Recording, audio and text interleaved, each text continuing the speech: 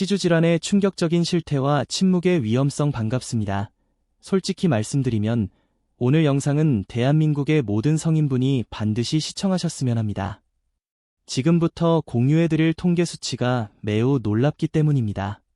관련 자료에 따르면 한국 성인의 치주질환 유병률은 무려 99.2%에 달합니다. 이 수치가 시사하는 바는 무엇일까요? 길을 걷는 성인 100명 중 잇몸이 완전히 건강한 사람은 사실상 채 한 명도 되지 않는다는 뜻입니다. 아마 많은 분이 나는 매일 양치질을 거르지 않고 치아 통증이나 불편함도 없으니 괜찮다라고 생각하실 수 있습니다. 하지만 바로 그 지점이 이 질환의 가장 위협적인 요소입니다. 치주 질환은 외견상 드러나지 않게 진행되는 침묵의 질환이기 때문입니다. 실제로 내원하시는 환자들 상당수는 이미 치아가 흔들리고 저작력이 약해진 상태, 심지어 여러 개의 치아가 동시에 흔들리는 단계에 이르러서야 도움을 요청하십니다. 그 시점이 되면 이미 상황이 악화되어 치아를 보존할 가능성이 현저히 낮아지는 경우가 많아 매우 안타깝습니다. 오늘 영상을 끝까지 차분히 시청해 주시길 부탁드립니다. 특히 부모님이나 고령의 가족이 계신 분들이라면 이번 내용을 절대 놓치지 마시기 바랍니다. 집의 기초와 같은 잇몸, 충치와 치주 질환의 차이 먼저 가장 기본적인 개념부터 명확히 짚고 넘어가야 합니다. 도대체 치주 질환이란 무엇일까요? 진료실에서 어르신이나 중년 환자분들께 자주 듣는 질문이 있습니다. 원장님, 저는 충치도 없고 단 음식도 안 먹는데 왜 치아가 빠지나요? 사실 충치와 치주 질환은 완전히 다른 메커니즘을 가집니다. 이해를 돕기 위해 비유를 들어보겠습니다. 치아를 하나의 집이라고 가정한다면 잇몸과 치조골, 잇몸뼈은 그 집을 지탱하는 기초와 같습니다. 충치는 집 자체가 손상되는 것, 즉 벽에 구멍이 나거나 창문이 파손되는 것과 유사합니다. 이 경우 수리만 잘하면 집을 유지할 수 있습니다. 반면 치주 질환은 집의 기초가 무너지는 상황입니다. 산비탈에 지은 큰 집의 집안 흙이 서서히 쓸려 내려간다면 집이 아무리 견고해도 결국 붕괴할 수밖에 없습니다. 치주 질환은 바로 그 기초를 파괴하는 집안 침하와 같습니다. 질환의 시작, 세균과 치석의 공격 원리. 그렇다면 치아의 기초를 무너뜨리는 이 산사태는 어디서 시작될까요? 원인은 바로 세균입니다. 구강 내에는 늘 수많은 세균이 서식하며 이들이 음식 찌꺼기 및 타액과 결합해 형성하는 끈적한 막을 치태, 플라크라고 합니다. 적절한 양치질로 제거되지 않은 치태는 시간이 흐르며 단단하게 굳어 치석으로 변합니다. 치석의 거친 표면은 세균이 번식하기 최적의 환경을 제공합니다. 여기서 증식한 세균들이 내뿜는 독소가 잇몸을 공격하고 결국 잇몸 아래의 뼈를 서서히 녹이게 됩니다. 이것이 치주병의 발병 과정입니다. 강조하고 싶은 핵심은 치주병이 단순한 염증이나 체질의 문제가 아니라 실제 세균이 잇몸뼈를 갉아먹는 감염 질환이라는 사실입니다. 단순히 몸에 열이 많아 생기는 현상으로 오해해서는 안 됩니다. 전신 건강을 위협하는 치주 질환의 나비효과, 많은 분이 이를 구강 내에 국한된 문제로 여기시지만 이는 심각한 오해입니다. 치주병의 위험성은 임상적으로 증명된 사실입니다. 중증 치주병 환자의 경우 세균이 혈액을 타고 목 깊은 곳까지 이동해 심부봉화지겸 같은 치명적인 감염을 일으킬 수 있습니다. 이는 부종으로 인해 기도를 압박하며 생명을 위협할 수도 있습니다. 더욱 중요한 것은 치주병이 전신 염증 질환이라는 점입니다.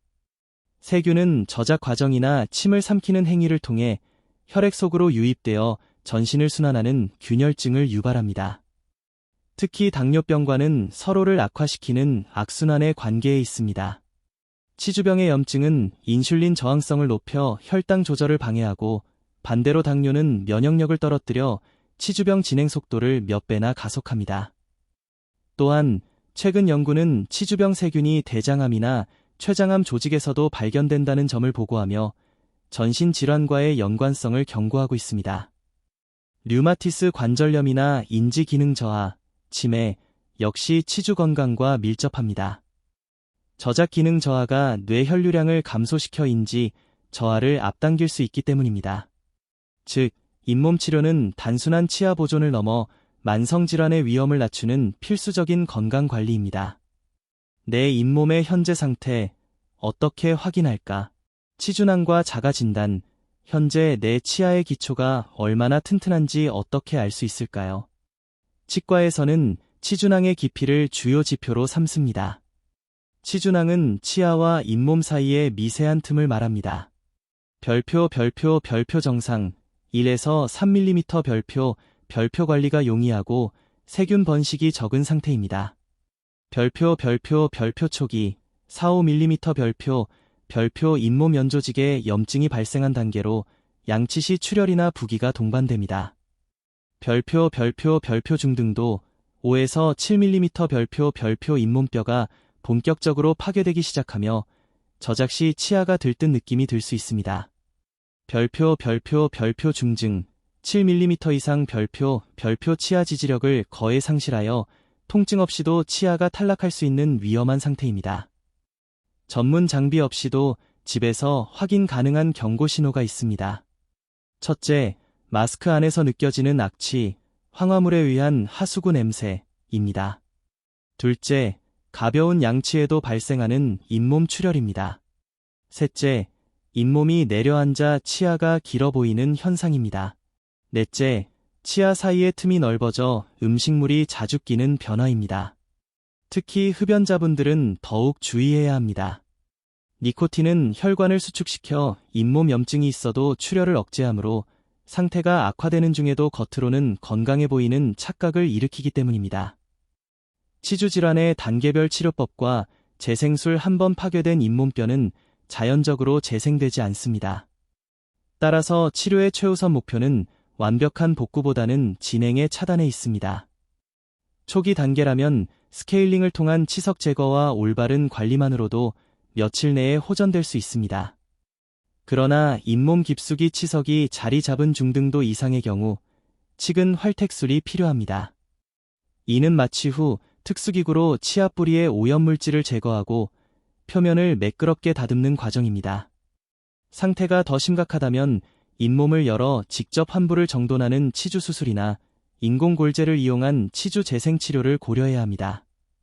최근 도입된 레이저 치료는 출혈과 통증을 줄여주는 보조적 수단으로 활용될 수 있지만 전통적인 치석 제거술을 완전히 대체하는 만능 해결책은 아니므로 의료진과 상의가 필요합니다.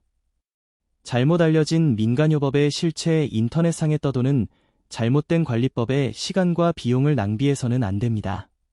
1. 별표 오일 풀링, 별표 코코넛 오일로 입을 헹구는 방식은 치태, 생물막을 제거한다는 과학적 근거가 부족합니다.